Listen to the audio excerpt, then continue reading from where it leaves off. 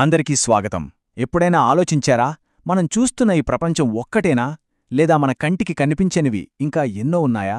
అసలు మన జీవితం మనం రాసుకున్నదేనా, లేక ముందే రాసిపెట్టి ఉన్న ఒక పెద్ద కథ? రండి, ఈరోజు మనం సరిగ్గా ఇలాంటి ప్రశ్నలకే సమాధానాలు వెతుక్కుంటూ ఒక అద్భుతమైన ఆధ్యాత్మిక ప్రయాణం మొదలుపెడదాం. ఇందులో మనం బహుళ వాస్తవాల గురించి, మనల్ని నడిపించే కనిపించని శక్తుల గురించి, ఇంకా ప్రతి ఆత్మ కోసం ఒక విశ్వ ప్రణాళిక ఉంటుందనే ఆలోచన గురించి తెలుసుకోబోతున్నాం. అయితే మన ఈ అన్వేషణ ఒక చాలా సింపుల్ కాని లోతైన ప్రశ్నతో మొదలవుతుంది.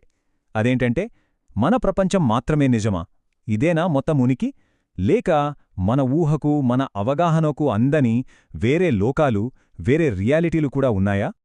ఈ ఆలోచనా విధానం ప్రకారం రియాలిటీ అనేది ఫ్లాట్గా ఉండే ఒకే ఒక్క పేపర్ లాంటిది కాదు. ఇది ఒక పుస్తకంలో ఒకదానిమీద ఒకటి ఉండే పేజీల్లాంటిది. ప్రతి పేజీ ఒక డైమెన్షన్ అన్నమాట. వీటినే మనం లోకాలు అని కూడా పిలుస్తూ ఉంటాం. పాతాళలోకంలాంటి కింది స్థాయిల నుంచి మొదలుపెట్టి స్వచ్ఛమైన కాంతితో నిండిన ఉన్నత స్థాయిల వరకు ఎన్నో లోకాలు ఉంటాయని అంటారు. సరే, మరి బహుళ లోకాల కాన్సెప్ట్లోకి కొంచెం లోతుగా వెళ్దామా? మన ప్రయాణాన్ని ముందుగా మన ప్రపంచానికి కింద ఉన్నాయని చెప్పే లోకాల నుంచి స్టార్ట్ చేద్దాం. ఈ కింద ఉన్న లోకాలు అంటే లోయర్ డైమెన్షన్స్ ప్రధానంగా రెండుగా ఉన్నాయట. మొదటిది పాతాళలోకం. ఇక్కడంతా దురాశ, కామంలాంటి మన మనుగడకు సంబంధించిన చాలా బేసిక్, పవర్ఫుల్ ఎనర్జీస్ ఉంటాయట. ఇక రెండవది నాగలోకం. ఇది సృష్టికి, అపారమైన సంపదకి, ఇంకా రహస్య జ్ఞానానికి కేంద్రమని నమ్ముతారు. ఇక్కడే ఒక చాలా ఇంట్రెస్టింగ్ పాయింట్ ఉంది. అదే నాగలోకం. మరి దానికి అక్కడ ఉండే నాగులు అంటే సర్పజీవులకున్న ప్రాముఖ్యత ఏంటో చూద్దాం. చూడండిక్కడ, పాము అంటే ఒక జంతువు కాదు, అదొక పవర్ఫుల్ సింబల్. మన లోపల ఉండే ప్రాథమిక జీవశక్తికి, అంటే మన రెప్టీలియన్ బ్రెయిన్కి అది ప్రతీక. అంతేకాదు, మన వెన్నుముక కింద నిద్రపోతున్నట్టుండే కుండలిని శక్తికి కూడా పామే సింబల్. ఇంకా చెప్పాలంటే, పాము తన పాత చర్మాన్ని విడిచి కొత్త జీవితాన్ని ఎలా పొందుతుందో, అలాగే పునర్జన్మకు కూడా అదొక చిహ్నం. ఒక బలమైన నమ్మకమేంటంటే, యోగా లాంటి ఎన్నో గొప్ప ఆధ్యాత్మిక విద్యలు మనకు అసలు ఈ నాగజీవుల్నుంచే వచ్చాయట. అందుకే అంటారు, మనకున్న జ్ఞానమంతా నాగుల్నుంచే వచ్చిందే అని. అందుకే కదా మనకు యోగసూత్రాలిచ్చిన పతంజలి మహర్షిని కూడా సగం మానవుడుగా, సగం సర్పంగా చూపిస్తారు. బాగానే ఉంది, కానీ ఇంత జ్ఞానం ఉన్న ఆ లోకానికి మనం వెళ్ళగలమా? అసలు దానికి దారెక్కడుంది? ఈ సిద్ధాంతం ప్రకారం నాగలోకానికి దారులు కేవలం కథల్లోనే కాదు, మన భూమ్మీద కొన్ని పవిత్రమైన ప్రదేశాల్లో నిజంగానే ఉన్నాయట.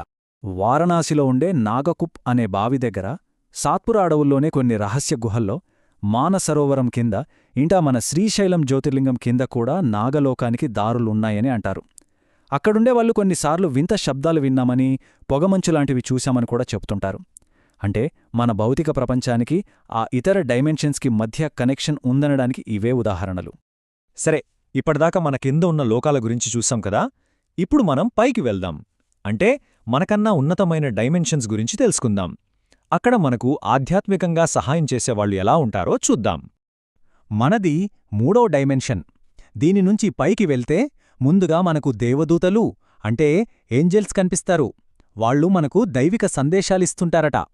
ఆ పైన 4వ డైమెన్షన్లో మనల్ని విడిచివెళ్లిన మన పూర్వీకులు, మనవాళ్లు ఉంటారు. అంటే ఇక్కడ మనం గుర్తుపెట్టుకోవాల్సిన విషయమేంటంటే, చనిపోయిన మనవాళ్లు మనల్ని పూర్తిగా వదిలేయరన్నమాట. వాళ్లు 4వ డైమెన్షన్ నుంచి మనకు స్పిరిట్ గైడ్స్గా మారొచ్చు. మన కుటుంబానికి, వంశానికి మార్గదర్శకులుగా ఉండడానికి ప్రత్యేకంగా శిక్షణ కూడా తీసుకుంటారట. అందుకే వాళ్లు కలల రూపంలోనో లేదా మనం ధ్యానంలో ఉన్నప్పుడో మనతో మాట్లాడుతూ, మనల్ని కాపాడుతూ ఉంటారు. మన ప్రయాణం ఇంకా పైకి వెళ్తుంది 5వ డైమెన్షన్కి. దీన్ని మనం ఒక పెద్ద కాస్మిక్ లైబ్రరీలా ఊహించుకోవచ్చు. ప్రతి ఒక్క ఆత్మ యొక్క పూర్తి ప్రయాణం ఇక్కడే రికార్డై ఉంటుందట. ఈ విశ్వ గ్రంథాలయాన్నే ఆకాశిక్ రికార్డ్స్ అని పిలుస్తారు. అంటే జ్ఞానమండపం అన్నమాట. ఇక్కడ ఒక కౌన్సిల్ ఆఫ్ వైజ్ వన్స్, అంటే మనం చిత్రగుప్తుడు అంటాం కదా, అలాంటి వాళ్ళు ప్రతి ఆత్మ యొక్క ప్రతి జన్మ, ప్రతి కర్మ, వాళ్ళు నేర్చుకోవలసిన పాఠం అన్నీ చాలా జాగ్రత్తగా రాసిపెడతారట. అందుకే చూడండి, మన జీవితంలో కొన్నిసార్లు కొన్ని సంఘటనలు మళ్లీ మళ్లీ జరుగుతుంటాయి. కొన్ని భయాలు ఎందుకో తెలియకుండానే మనల్ని వెంటాడుతుంటాయి. ఎందుకంటే అవన్నీ మన ఆత్మ ఈ జీవితం కోసం ఎంచుకున్న స్క్రిప్ట్లో భాగం. మన గత జన్మల కర్మ, మనం నేర్చుకోవాల్సిన పాఠాలు అన్నీ ఆ స్క్రిప్ట్లోనే ఉంటాయి. ఇక్కడే మనందరి మదిలో ఒక చాలా పెద్ద ప్రశ్నొస్తుంది. ఒకవేళ మన ఆత్మనే మన జీవితాన్ని ఎంచుకుంటే మరి ఇంత కష్టాన్ని, ఇంత బాధని, ఇంత గాయాన్ని ఎందుకొంచుకుంటుంది? దీనికిచ్చే సమాధానం చాలా లోతైనది. అడ్వాన్స్డ్ సోల్స్ అంటే పీహెచ్డీ హోల్డర్ సోల్స్ అంటారు కదా, అలాంటి ఉన్నతమైన ఆత్మలు కొన్నిసార్లు ఒక సమాజం మొత్తానికి ఒక పాఠం నేర్పించడం కోసం, లేదా ఒక పెద్ద సామాజిక మార్పు తీసుకురావడం కోసం కావాలనే చాలా కష్టమైన జీవితాన్ని ఎంచుకుంటాయట. ఒక వ్యక్తి పడే తీవ్రమైన బాధ సమాజం మొత్తాన్ని మేల్కొల్పడానికి ఒక కారణం కావచ్చు. అది మొత్తం సమాజం బావు కోసం ఆ ఆత్మ చేసిన త్యాగమని ఈ సిద్ధాంతం చెప్తుంది. అయితే మన జీవితం ఒక స్క్రిప్ట్ ప్రకారం నడుస్తుంటే మరి మన చేతుల్లో ఏమీ లేదా? గతం నుంచి మనల్ని పట్టిపీడిస్తున్న ఈ కర్మ బంధాలను మనం తెంచుకోలేమా? తప్పకుండా తెంచుకోవచ్చు. ఆ శక్తి మనకుంది.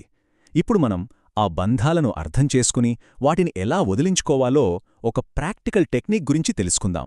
మనందరం ఒకరితో ఒకరం ఎనర్జీ లెవెల్లో కనెక్ట్ అయి ఉంటాం. వీటినే కార్మిక్ కార్డ్స్ లేదా కర్మబంధాలు అంటారు. ఇవి మనం ఈ జన్మలోనే కాదు, గత జన్మల నుంచి కూడా తెచ్చుకున్న బంధాలు. కొన్ని బంధాలు సన్నని దారంలా ఉంటే, మరికొన్ని ఏకంగా ఇనప గొలుసుల్లా చాలా బలంగా ఉంటాయి. వాళ్లతో మన కర్మ పూర్తయ్యేదాకా ఆ బంధాలు మనల్ని వదలవు. మరి ఈ బంధాలను తెంచుకోవడానికి ఒక సింపుల్ విజువలైజేషన్ టెక్నిక్ ఉంది. ముందుగా ప్రశాంతంగా కూర్చుని, మీకు ఎవరితో అయితే బంధం తెంచుకోవాలని అనుకుంటున్నారో వాళ్లకి మీకు మధ్య ఉన్న బంధాన్ని ఒక తాడులాగా ఊహించుకోండి. తరువాత మీకు సహాయం చేయమని మీ స్పిరిట్ గైడ్స్ని, ఏంజెల్స్ని లేదా ఈ విశ్వాన్ని అడగండి. ఇప్పుడు మీ చేతిలో ఒక కత్తెర లేదా గొడ్డలి ఉన్నట్టు ఊహించుకుని ఆ తాడుని కట్ చేయండి. ఆ తరువాత తెగిపోయిన ఆ తాడు ముక్కల్ని ఇద్దరిలోంచు బయటకు తీసేసి మీ గైడ్స్కి ఇచ్చేయండి.